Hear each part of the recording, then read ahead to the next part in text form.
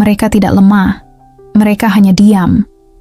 Tapi diam mereka adalah jeritan yang tidak kita dengar. Berapa banyak orang tua yang setiap hari duduk di sudut rumah, menatap kosong keluar jendela, tubuhnya melemah, langkahnya makin goyah, dan kita berpikir itu wajar.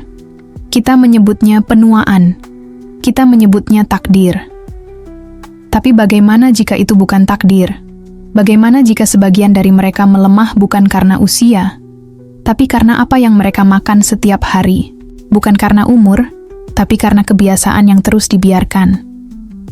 Banyak yang tak tahu, makanan yang tampak biasa di piring mereka, makanan yang justru kita pikir bergizi, bisa menjadi racun pelan-pelan yang menghancurkan kekuatan tubuh mereka. Tanpa kita sadari, kita sedang memberi mereka kelemahan, bukan kekuatan. Dalam diam, tubuh mereka kehilangan otot. Dalam senyum yang dipaksakan, sendi mereka mulai nyeri. Dan di balik setiap langkah yang lambat, ada nutrisi yang salah arah. Hari ini, kita akan bongkar sesuatu yang selama ini tersembunyi di balik dapur dan meja makan. Tentang 5 jenis makanan yang diam-diam melemahkan otot para lansia. Tentang bagaimana tubuh yang dulu kuat kini harus berjuang hanya untuk bangkit dari kursi. Tentang kesalahan yang tak sengaja kita ulangi setiap hari. Topik ini bukan tentang teori medis yang kaku. Ini tentang ibu, tentang ayah, tentang kakek, nenek, tentang mereka yang pernah menjaga kita, menggendong kita, menyuapi kita dengan tangan mereka sendiri. Hari ini, kita balas dengan pengetahuan. Hari ini, kita lawan diam dengan tindakan. Ada 5 poin utama yang akan kita ungkap bersama. Pertama, kita akan mengungkap makanan harian yang tampaknya aman, tapi sesungguhnya mempercepat kehilangan massa otot. Kedua, kita akan menjelaskan bagaimana nutrisi salah bisa membuat tubuh lemah, bahkan ketika lansia tetap makan 3 kali sehari. Ketiga, kita akan bahas dampak jangka panjang yang sering diabaikan. Nyeri sendi, tulang rapuh, hingga hilangnya keseimbangan. Keempat, kita akan tunjukkan cara-cara sederhana dan praktis untuk memperbaiki pola makan lansia. Dan terakhir, kita akan pelajari bagaimana perhatian kecil dalam memilih makanan bisa memperpanjang kemandirian dan kebahagiaan mereka. Ini bukan tentang diet ketat, bukan tentang melarang makanan favorit. Ini tentang pilihan cerdas, tentang kasih sayang yang hadir dalam bentuk semangkuk bubur yang benar, tentang cinta yang disampaikan lewat sepotong roti yang tepat, sebelum semuanya terlambat. Sebelum kita hanya bisa berkata, seandainya aku tahu ini lebih awal. Jangan lewatkan satu kata pun. Karena bisa jadi, satu kata hari ini menyelamatkan satu kehidupan esok pagi. Ada satu kenyataan pahit yang jarang kita bicarakan. Lansia tidak melemah karena usia. Mereka melemah karena kita membiarkan mereka salah asuh di masa tua. Kita sibuk memberi mereka cinta dengan cara yang kita pikir benar. Tapi, seringkali, cinta itu datang dalam bentuk nasi putih terlalu banyak, gula dalam teh setiap pagi, gorengan yang digoreng berulang kali, dan makanan olahan yang katanya praktis buat ibu. Kita ingin mereka senang. Tapi dalam upaya menyenangkan, kita menyingkirkan kebutuhan yang sebenarnya. Tubuh manusia, terlebih tubuh lansia, bukan hanya butuh kenyang. Ia butuh bahan bakar. Ia butuh kekuatan untuk tetap bangun dari tempat tidur, untuk berjalan ke kamar mandi sendiri, untuk menyuap makanannya tanpa bantuan. Ketika makanan mereka tidak mendukung itu, yang terjadi adalah perlahan tapi pasti, otot mereka mulai hilang. Ada istilah yang mungkin belum banyak kita kenal. Sarkopenia. Sebuah kondisi yang menggambarkan hilangnya massa otot secara progresif dan sistematis, biasanya menyerang orang-orang berusia di atas 60 tahun. Namun faktanya, proses ini bisa dimulai jauh lebih cepat bila pola makan dan gaya hidup tidak dijaga.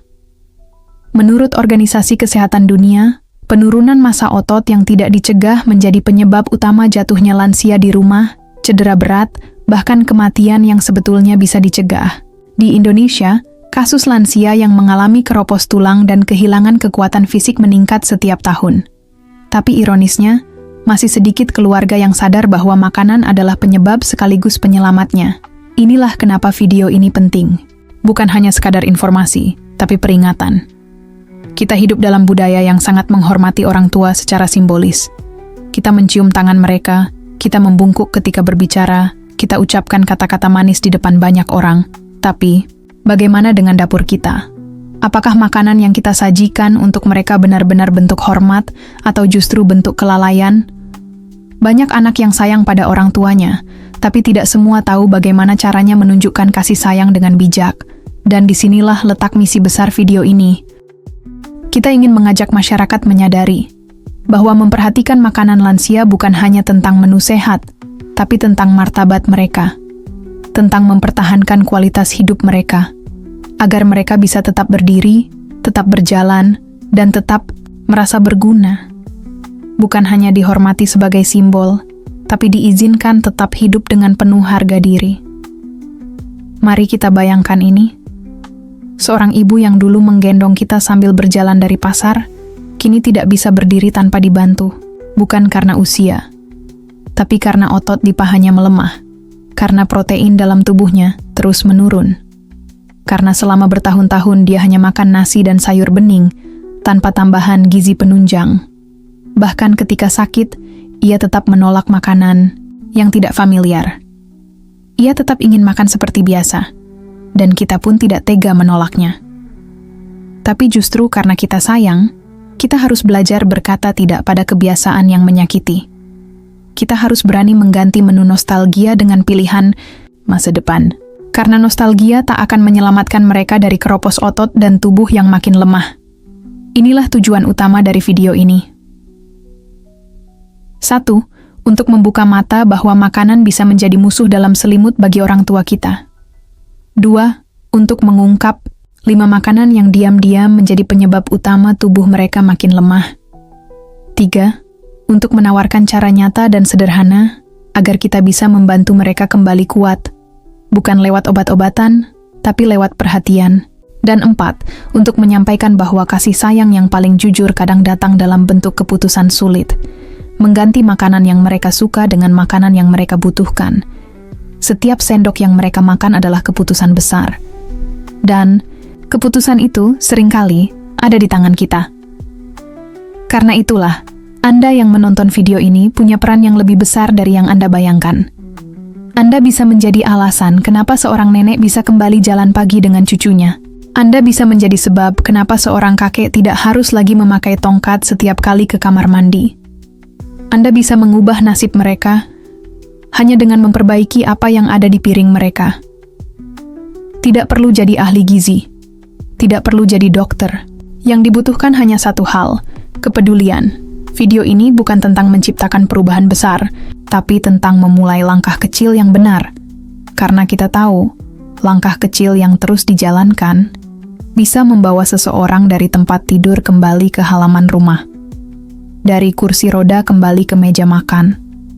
Dari keputusasaan kembali ke semangat hidup.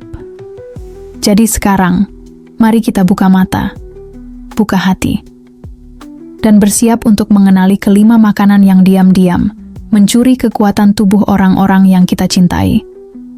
Bukan untuk menakut-nakuti, tapi untuk memberi kita semua kekuatan memilih yang lebih baik.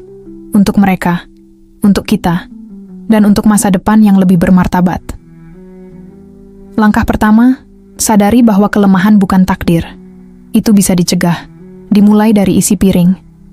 Sekarang, mari kita buka satu persatu 5 jenis makanan yang tampaknya tidak berbahaya, tapi sesungguhnya sedang melemahkan kekuatan orang-orang yang kita cintai.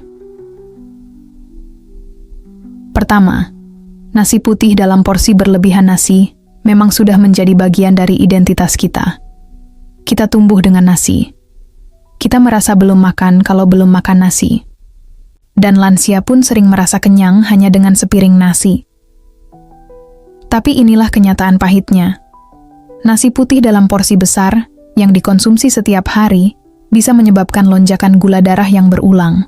Dan ketika kadar gula naik turun seperti roller coaster, tubuh mulai merespon dengan mengurangi sensitivitas insulin. Apa kaitannya dengan otot?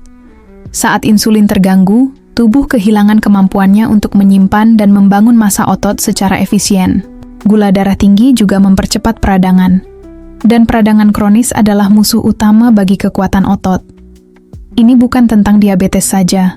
Ini tentang melemahnya sel-sel yang seharusnya menjaga tubuh tetap aktif. Solusinya bukan menghapus nasi, tapi menyeimbangkan.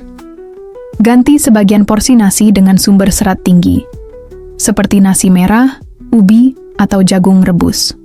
Tambahkan sayur berwarna hijau gelap dan protein sehat seperti telur atau tempe.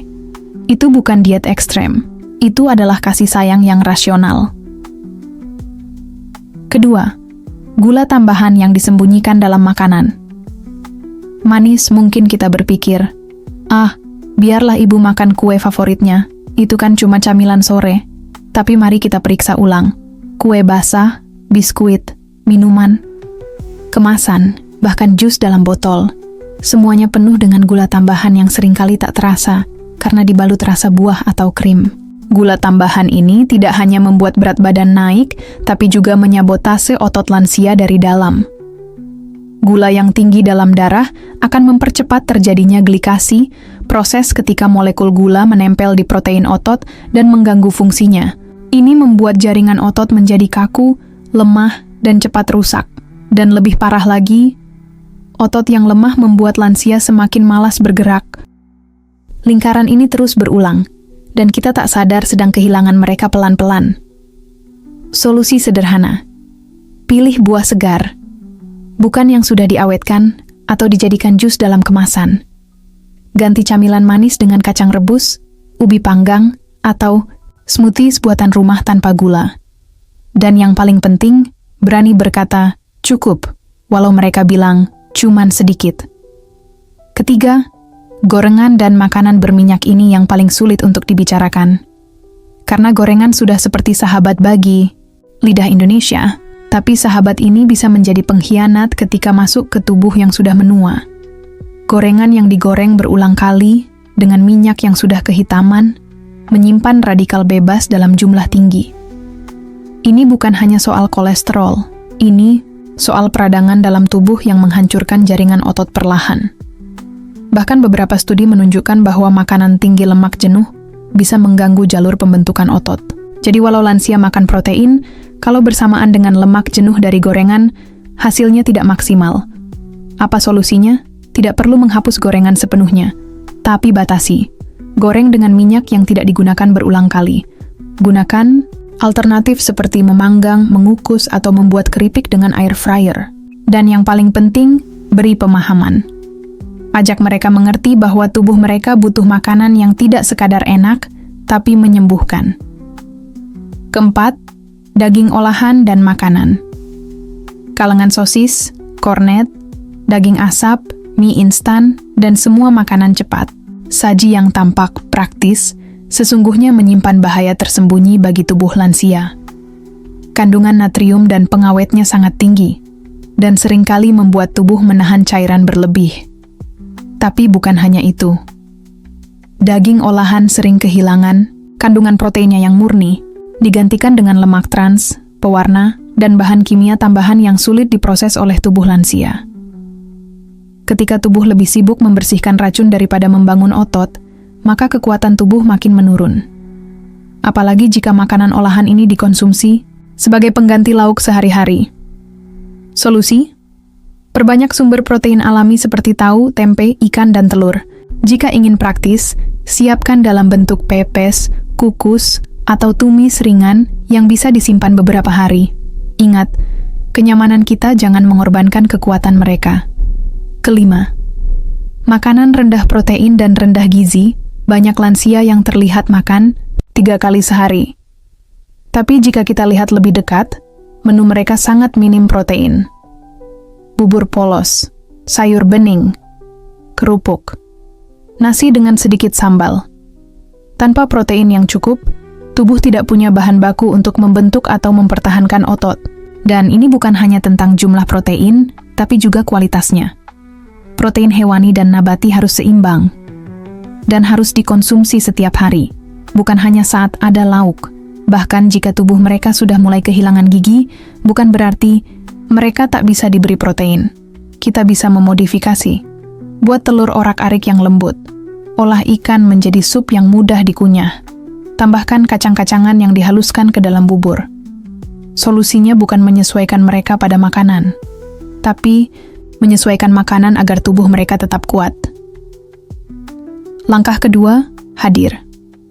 Jangan hanya menyuruh, jangan hanya memberitahu, tapi temani. Karena mengubah kebiasaan makan pada lansia bukan hanya soal edukasi, tapi soal relasi. Mereka tidak makan untuk gizi, mereka makan untuk rasa nyaman. Dan kalau kita ingin mengubah itu, kita harus jadi bagian dari prosesnya. Temani, mereka makan, masak bersama. Jadikan waktu makan sebagai momen yang penuh cinta, bukan sekadar rutinitas harian. Karena ketika hati mereka hangat, pikiran mereka terbuka, dan saat pikiran terbuka, mereka lebih mudah menerima perubahan, bahkan dalam hal yang paling mereka pegang seumur hidup, makanan. Langkah ketiga, bangun kebiasaan, bukan sekadar perbaikan sesaat. Pola makan bukan sulap.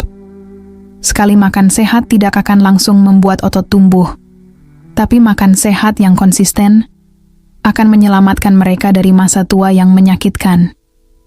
Buat jadwal menu mingguan. Diskusikan menu bersama mereka. Jangan mendikte. Libatkan mereka dalam proses. Karena manusia lebih senang menjalankan apa yang ia rasakan punya kendali. Dan jangan lupa, beri mereka pujian saat mereka mencoba makanan baru. Karena perubahan adalah keberanian, bahkan untuk orang yang paling tua sekalipun. Langkah terakhir, jadikan perhatian ini sebagai bentuk warisan. Ajarkan anak-anak kita untuk melihat makanan bukan sekadar sumber energi, tapi sebagai bentuk hormat. Ketika mereka melihat kita menjaga orang tua, suatu hari mereka akan melakukan hal yang sama pada kita. Kasih sayang yang jujur selalu meninggalkan jejak. Dan salah satu jejak paling mulia adalah meja makan yang menjadi sumber kekuatan, bukan penyebab kehancuran. Kita tidak butuh teori besar. Kita butuh langkah kecil yang bisa dilakukan hari ini juga. Perubahan pola makan lansia bukan sesuatu yang bisa dipaksakan dalam satu malam. Namun, dengan sedikit kesadaran, kepedulian, dan ketekunan. Perubahan itu tidak hanya mungkin, tapi juga bisa jadi menyenangkan. Mari kita mulai dari hal-hal sederhana. Langkah 1. Buka lemari dapur, periksa ulang isi kulkas mulailah hari ini, bukan besok. Buka lemari dapur. Lihat apa saja yang selama ini menjadi stok utama di rumah. Apakah di sana ada mie instan, kornet, biskuit manis, sirup, atau sosis dalam kemasan? Kalau ya, itulah titik awalnya. Pilih 1 atau 2 yang paling sering dikonsumsi dan mulai cari alternatif yang lebih sehat. Contoh, ganti mie instan dengan bihun atau saun yang dimasak dengan sayur dan telur. Ganti sosis dengan tempe goreng tipis yang renyah tapi kaya protein. Ganti biskuit manis dengan roti gandum dan pisang. Lakukan pelan-pelan agar tidak memicu penolakan. Tapi pastikan perubahan dimulai. Langkah 2. Buat jadwal menu mingguan untuk lansia. Banyak dari kita bingung, apa yang bisa dimakan orang tua hari ini? Lalu akhirnya memasak yang itu-itu saja. Kadang hanya bubur polos atau nasi dengan sayur bening. Cobalah buat rencana makan mingguan. Tidak harus rumit. Cukup 4-5 pilihan menu yang bisa diputar ulang. Contoh menu mingguan sederhana untuk lansia. Senin, nasi merah, sup ayam wortel, tumis brokoli, buah pepaya. Selasa, bubur kacang, hijau tanpa santan, tahu kukus, pisang rebus. Rabu, ubi kukus, telur rebus, sayur bayam, jeruk manis. Kamis, oatmeal dengan susu rendah lemak, potongan buah naga Jumat, jagung rebus, pepes ikan, lalapan rebus buatkan dalam format kertas dan tempel di kulkas. Ajak lansia ikut memilih. Dengan begitu, mereka merasa dihargai, bukan dikendalikan. Langkah 3. Bentuk kebiasaan, 1 menu kaya protein. Setiap hari protein adalah bahan bakar utama otot. Tanpa protein, lansia makin lemah, makin mudah jatuh sakit, dan makin cepat kehilangan energi. Mulai sekarang, Pastikan ada minimal 1 sumber protein di setiap waktu makan utama. Contohnya, sarapan, oatmeal ditambah telur rebus. Makan siang, nasi merah dan tahu tempe makan malam. Sup ikan dan sayur hijau. Jika lansia sudah sulit mengunyah, modifikasi teksturnya. Telur bisa dijadikan scramble lembut. Ikan bisa dihaluskan dalam sup bening. Tempe bisa dikukus lalu di blender dan dicampur ke bubur. Protein tidak harus mahal, tapi harus rutin. Langkah 4. Ciptakan waktu makan yang penuh rasa nyaman. Makan bukan hanya soal gizi. Bagi lansia, makan adalah tentang perasaan aman, dihargai, dan tidak sendirian. Kebanyakan lansia kehilangan nafsu makan bukan karena makanannya tidak enak, tapi karena mereka makan dalam sunyi, dalam kesepian, dalam pikiran sendiri yang penuh kenangan. Maka hadirkan kehangatan saat makan. Temani mereka saat sarapan, walau hanya 10 menit. Duduk di samping mereka saat makan malam. Tanyakan bagaimana rasanya makanan hari ini. Kalimat sederhana seperti, "Enak nggak, Bu?" Atau, "Mau tambah sayurnya, Pak?" Mungkin terdengar biasa saja bagi kita, tapi bagi mereka, itu adalah pelukan yang tak terlihat. Langkah 5. Lakukan perubahan bersama. Bukan sendiri-sendiri. Kalau lansia melihat anak cucunya masih makan mie instan, gorengan, dan soda, lalu diminta makan rebusan, mereka akan merasa dipisahkan, dihukum, dibatasi. Padahal makan sehat bisa jadi kegiatan bersama. Cobalah, masak bersama saat akhir pekan. Tantang keluarga untuk tidak beli makanan cepat saji selama 3 hari berturut-turut. Buat lomba kecil seperti, siapa yang bisa membuat camilan sehat paling enak minggu ini? Jika perubahan ini dilakukan bersama, tidak akan terasa berat, bahkan bisa jadi menyenangkan. Langkah 6. Sediakan camilan sehat yang selalu siap di meja. Kita sering lupa, lansia juga butuh camilan.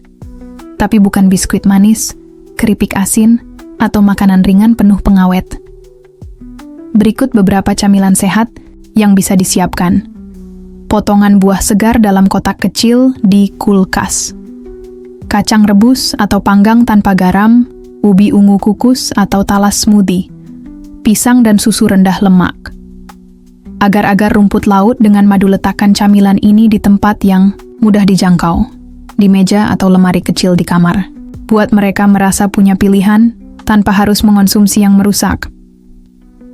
Langkah 7. Edukasi keluarga secara lembut dan terus-menerus. Kadang bukan lansia yang menolak perubahan, tapi justru anggota keluarga lain yang belum paham. Ada yang bilang, "Ah, biarlah beliau makan apa saja, udah tua ini." Kalimat itu menyakitkan. Usia tua bukan alasan untuk pasrah. Justru karena mereka sudah melewati begitu banyak hal, mereka pantas mendapatkan yang terbaik. Edukasi pelan-pelan. Tunjukkan perubahan yang terjadi saat lansia makan lebih sehat, tidur lebih nyenyak, jalan lebih stabil, senyum lebih sering muncul. Gunakan bukti, bukan debat. Gunakan kasih, bukan larangan. Langkah 8. Evaluasi. Setiap minggu perubahan kecil akan terasa besar jika dilihat dalam jangka panjang. Setiap akhir pekan, luangkan waktu 5 menit saja untuk mengevaluasi. Apakah minggu ini lansia makan protein setiap hari? Apakah camilan sehat habis atau masih utuh? Apakah mereka mengeluh soal makanan? Apakah ada makanan yang disukai atau dibenci? Dari sini, kita bisa menyesuaikan. Karena tujuan kita bukan memaksakan pola makan sempurna, tapi menciptakan keseimbangan yang bertahan lama. Langkah 9. Rawat emosi mereka. Bukan hanya perutnya lansia tidak hanya butuh nutrisi. Mereka butuh rasa memiliki. Mereka ingin tetap merasa berguna, tidak menjadi beban. Libatkan mereka dalam diskusi soal makanan. Minta resep mereka. Gunakan bumbu rahasia warisan keluarga. Katakan bahwa makanan sehat yang mereka buat akan disukai cucu-cucu. Mereka akan bangga. Dan saat hati mereka penuh, tubuh mereka juga akan ikut kuat. Langkah 10. Bangun lingkungan yang mendukung. Pola makan sehat akan lebih mudah dijalankan jika seluruh lingkungan mendukung. Pastikan pengasuh, asisten rumah tangga, bahkan tetangga, dekat paham tentang makanan apa yang perlu dijaga untuk lansia. Tempel daftar boleh dan sebaiknya hindari di dapur. Kirimkan video pendek ke grup keluarga tentang makanan sehat. Buat rutinitas belanja bersama dan pilih bahan makanan. Bersama-sama jadikan rumah sebagai tempat yang penuh kasih dan kesadaran. Bukan tempat di mana makanan jadi penyebab penyakit. Dan satu hal penting terakhir, jangan pernah menyerah hanya karena mereka menolak di awal. Lansia punya sejarah panjang dengan kebiasaan makan mereka. Mengubahnya memang tidak mudah, tapi bukan tidak mungkin. Satu suapan sehat hari ini bisa memperpanjang 1 tahun kehidupan mereka. Satu camilan sehat bisa memperkuat langkah mereka agar tidak mudah jatuh. Dan satu perhatian tulus dari kita bisa membuat hari-hari mereka terasa lebih bermakna. Jangan tunggu sampai tubuh mereka tak sanggup lagi berdiri. Jangan tunggu sampai mata mereka kosong menatap kita, lemah dan pasrah. Hari ini kita sudah membuka mata akan satu kenyataan pahit, bahwa ada makanan-makanan yang diam-diam menyusup ke dalam meja makan lansia kita, menggerogoti kekuatan otot mereka, melemahkan langkah kaki mereka, hingga akhirnya membuat mereka terjebak di tempat tidur, hanya menunggu waktu. Bukan karena mereka lemah, tapi karena kita sebagai keluarga kurang peduli. Kurang tahu, kurang hadir. Kita sudah bahas bersama, ada 5 jenis makanan yang patut diwaspadai. Makanan ultra olahan, tinggi gula, tinggi garam, tinggi lemak jenuh, dan rendah nutrisi. Kita juga telah belajar cara mengenalinya, dan yang lebih penting, cara menggantinya, cara memperbaikinya, tanpa harus mengorbankan rasa, tanpa harus membuat mereka merasa dijauhkan dari kenikmatan hidup. Kita sudah memahami prinsip-prinsip penting, bahwa makanan bukan hanya soal rasa, kenyang, tapi soal keberlangsungan hidup, kualitas hari-hari terakhir mereka. Dan kita tahu sekarang, bahwa tindakan kita, sekecil apapun, bisa menyelamatkan mereka, bisa menguatkan tubuh mereka, bisa memperpanjang senyum mereka, meski hanya 1 tahun, 1 bulan, atau 1 hari lebih lama. Seperti pepatah leluhur kita berkata, kasih ibu sepanjang masa, kasih anak sepanjang galah. Tapi galah itu bisa kita panjangkan dengan kepedulian. Hari ini, kita punya kesempatan, bukan hanya untuk mengubah isi piring orang tua kita, tapi untuk mengubah isi hati kita sendiri. Dari cuek menjadi peduli, dari acuh menjadi hadir, dari hanya membelikan obat, menjadi pelindung mereka sejak dari dapur. Bayangkan bila lebih banyak orang mulai sadar, lebih banyak anak yang kembali memperhatikan apa yang dikunyah orang tuanya, lebih banyak keluarga yang mulai menyiapkan menu sehat bersama, maka bangsa ini akan jadi lebih kuat, dari ujung usia muda sampai tua. Dunia ini tidak kekurangan orang pintar, tapi kekurangan orang yang mau peduli. Maukah kamu menjadi salah satu yang berbeda? Mari mulai dari rumah kita sendiri. Mulai dari 1 piring nasi, 1 butir telur, 1 buah pisang. Mulai dari 1 niat tulus untuk menjaga, merawat, dan mencintai lansia kita dengan lebih bijak. Kalau kamu merasa video ini penting, jangan diam saja. Tekan suka, bagikan ke grup keluarga dan teman. Berlangganan untuk terus bersama kami, menyebarkan kebaikan, inspirasi, dan solusi nyata. Bersama, kita bisa menjadi bagian dari gerakan sosial digital yang membawa perubahan besar, dimulai dari langkah kecil. Terima kasih sudah menyimak. Sampai jumpa di video berikutnya. Dan ingat, 1 piring sehat hari ini bisa menjadi warisan cinta yang tak terlupakan.